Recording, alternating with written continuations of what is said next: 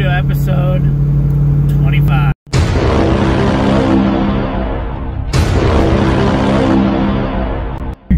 Well guys, I'm just gonna get right to it. This episode we're gonna work on a 2003 Chevy Corvette. This is a Z06 model. We've done some stuff to it before. I'm actually sitting in it right now. This would be like a C5 Corvette, be another way to describe it. It's a 5.7 liter motor with a six-speed manual. Sorry. And previously, we have installed a set of PRC heads on this. It has a pretty decent sized, well, let's just say a large sized Texas speed cam in it. It has a built RPM trans and rear differential assembly. Makes pretty decent power. Also has headers intake, makes right at about 440. And as you can tell, it's pretty shaky. But this week, we are gonna put a blower on it. We got an A&A kit that, with a couple upgraded goodies for it, that we're gonna put on this car. Initially, we are not gonna be doing a cam change. I don't know if that's gonna work out well or not. A&A cams have a lot of overlap, and that usually doesn't do well with boost. What happens is that airflow that goes into the motor, that boost and extra airflow, whatever, it goes right in the intake and right back out the exhaust, and usually just gets wasted. So let's throw this kit on, let's get to work here. Let's see how the outcome is. Let's get to it. So guys, we got a pretty cool car out here. It's a 1940 Chevy two-door that is LS swapped, and came to us to do, we didn't do any dyno tuning, but it came to us to do some street tuning and get the ECU set up right for the swap. So it's a tribute car that the customer has made. Pretty cool.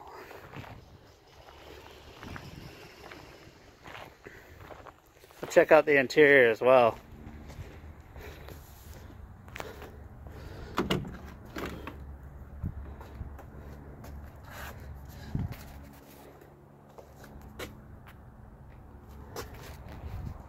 I'd take a trip in it.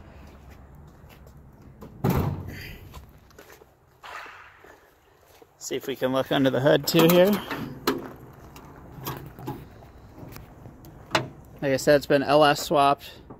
It's got the trans and everything in it also. From what I know, all the paint and body work stuff was done by a shop here in Sioux Falls. Pierre's, I believe, did all the body work. Yeah, pretty cool. Well, as you guys can see, we're done with the Corvette. Well, not done with dynoing it, but let's talk a little bit about what all we did to this car now. So, this is a A&A Supercharger kit. This is a centrifugal style supercharger, not like a twin screw or a root style that replaces the intake manifold, but it's actually works more like a belt-driven turbo, I guess is the easiest way to explain it.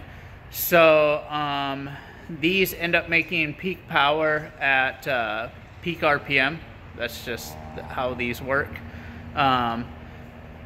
Anyways, this is an A&A Supercharger. They use kit. They use a Vortec head unit. On this particular one, we upgraded the head unit to a V3 head unit. Just to give a little bit more growing room with this car.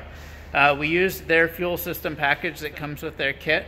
They come with 60-pound injectors, and this one runs a boost pump in it.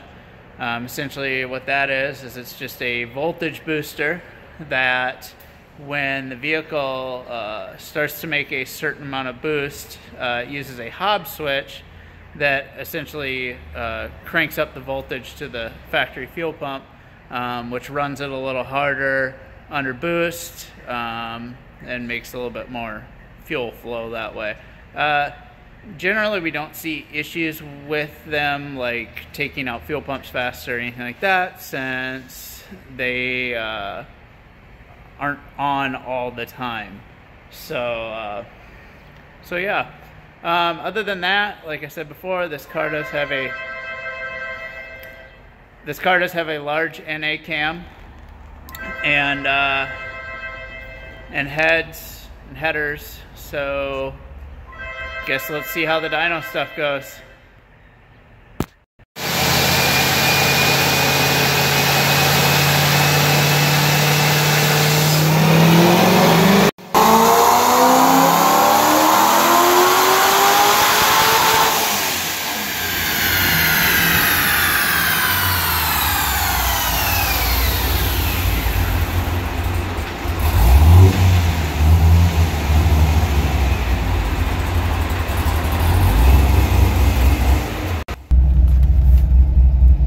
Well, I just took it for a quick little spin here, and not only am I kind of confused and impressed by the numbers, knowing what cam is supposed to be in it,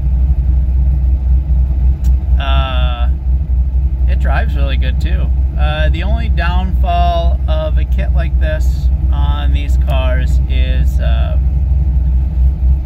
it will... You have to space down the front radiator support about 1.5 inches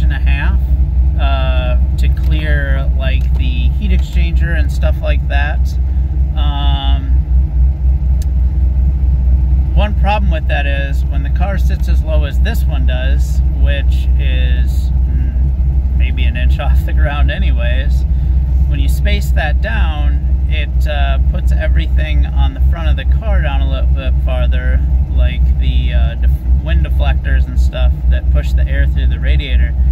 So it sounds like this thing is pretty much dragging over almost any little bump while we're driving it. So maybe we got to raise this one up a little bit. All in all though, I think the customer's going to be impressed with this one, especially since, you know, he was kind of on the same page with this was a big NA cam, or allegedly is a big NA cam. At least that's what the cam says on it. But everything seemed to work out good so far. So for 91 pump, I think that will do just fine. Well, I suppose, guys, I just showed you guys around the shop a couple of days ago.